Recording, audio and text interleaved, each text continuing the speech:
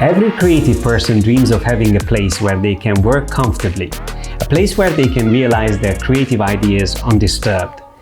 Ever since I started working as a graphic designer over 20 years ago, I always wanted to create a space where everything is set up for efficiency and productivity. In this video, I want to invite you to my creative studio, the home of Yes, I'm a Designer. I will cover all my equipment, my server setup and backup solutions, applications I use, my gear that I use for filming my videos and courses, and even my favorite ways to relax and spark new ideas.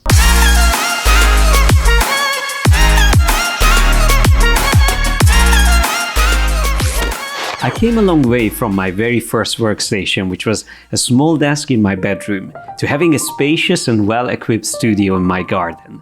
I want to make it clear from the beginning that this video is not about me showing off or bragging about my kit and workspace. My aim is to give you some ideas and tips on what works for me, and maybe to inspire you to create your own studio or creative space. Your passion and dedication to creating outstanding art and design that matters the most, not the equipment and tools you use, nor the environment you work in. However, investing into the right gear and a comfortable workspace will undoubtedly make you more productive. My point is that you can create incredible work on an old laptop using free software in your bedroom, something that can even outshine designs created by someone who invested tens of thousands of dollars into their kit and workspace, as long as you have drive and ambition.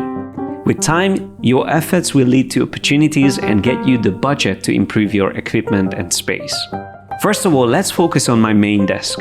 I'm using a 27-inch iMac Pro with Retina display, which I bought in 2017, and it's still serving me well to this day. I'm using it as my secondary monitor, while my main screen is a BenQ PD3220U monitor.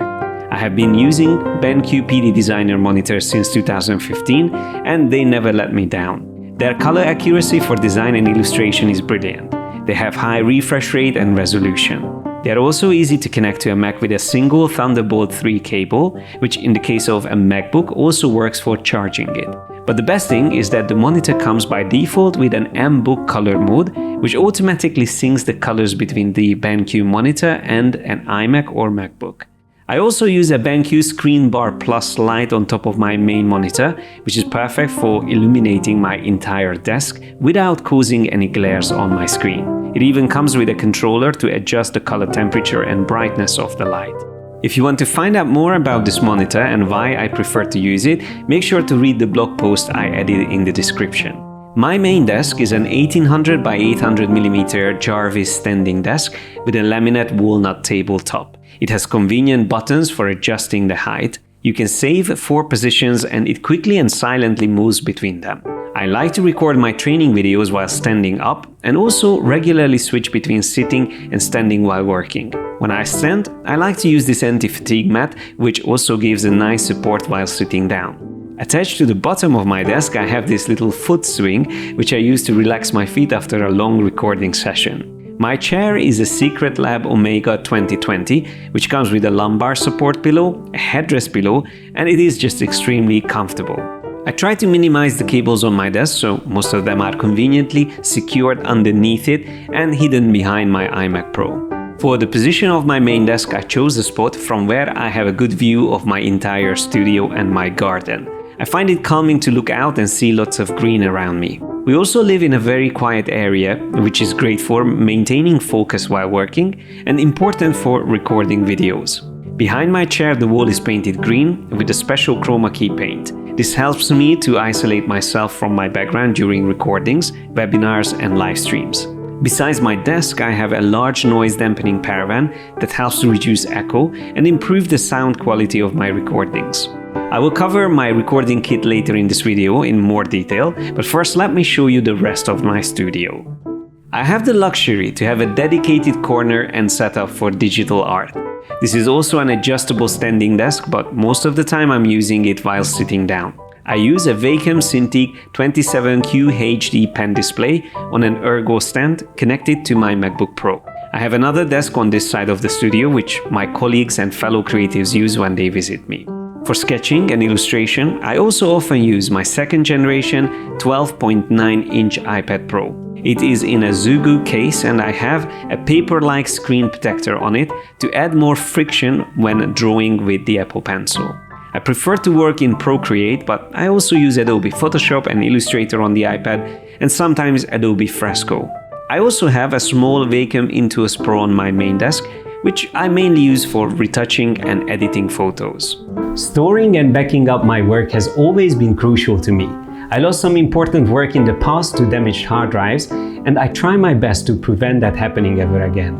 I recently invested in a new NAS server, which is a beast of a PC. It has close to 120 terabytes of SSD storage and a 16-core processor.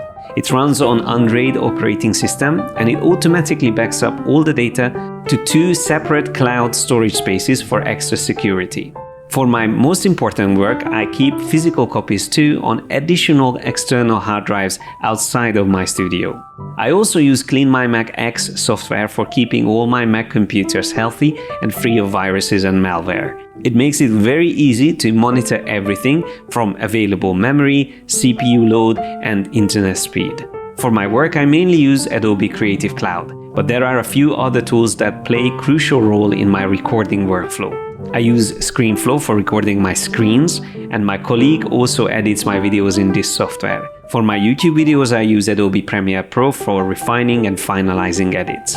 For screen annotations, while I'm recording videos, I use ScreenBrush, which is a brilliant tool with lots of clever features. Me and my colleagues use Milanote for a lot of things, from ideation to mood boards and even presentations. If you want to find out more about Milanote, check out my video in the description about it.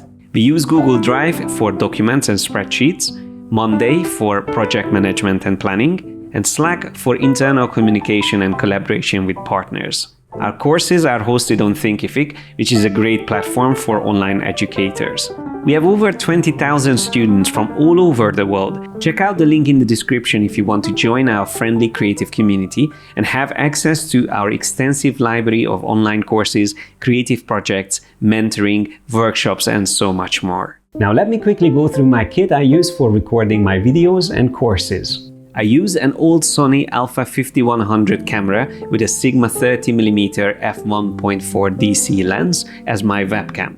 I have 4 Viltrox VL200T lights on Elgato multi-mounts, 2 of them directed at me and 2 on the green wall behind me to neutralize cast shadows. For capturing my voice, I use a Shure SM7B microphone on a Rode arm, which is connected to my iMac Pro by a Focusrite Scarlett 2i2 and a Cloudlifter CL1 mic activator. I also have a Sony Alpha 6300 camera, which I use for recording my intro videos and B-rolls. I also use my DJI Mavic Air 2 drone sometimes for my work and also for capturing places I visit. Last but not least, I wanted to mention how important it is to have a routine for taking breaks from your work. Especially if you work alone in an isolated space, it is easy to lose yourself to your work and forget to take breaks. This can be very unhealthy and can cause burnout, loss of productivity and creativity. I surround myself with exciting books on art and design, which I use to expand my knowledge and find offline inspiration. I also always have musical instruments around, which I play while waiting for large files being transferred or videos exported. I also have this mural digital frame where I like to keep my latest work on display or my current favorite work by other artists. I hope you enjoyed this guided tour of my creative studio, and don't forget to check out all the links in the description if you want to find out more about the tools and equipment I mentioned. Feel free to ask any questions in the comments or recommend your favorite kit or setup. Thanks a lot for joining me, and I will see you in the next one.